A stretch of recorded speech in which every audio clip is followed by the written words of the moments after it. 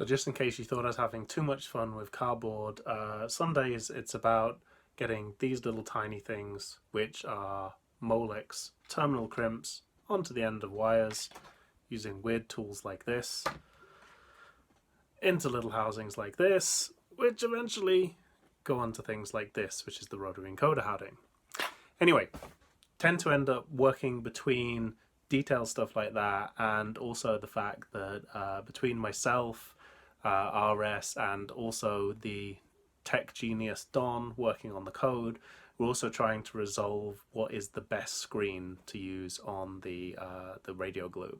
as essentially there is no one perfect solution. So it's a compromise between which have got the most efficient package sizes, so we haven't got a bulky base to the globe,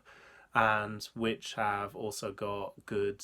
viewing visibility, so they're not too small, so you can actually see the lettering. And then the other complication is which ones are easy to code, and then added on top of that, which of them can actually you go out and buy if we do open source this, and it isn't some weirdly annoying thing that's just been discontinued. So it just goes to show that it's always a little bit more complicated than just popping on Amazon or eBay, buying a screen, putting it together, if you'd actually like to open source it and it'd be meaningful for other people to use. So yeah, you could say in terms of progress, I'm looking at just doing the peripheral stuff today, but sometimes you can actually get really nice ideas by just stepping back. So I feel I've had some nice ideas to how to introduce color into it, and we'll see if those materialize in due course. So there we go.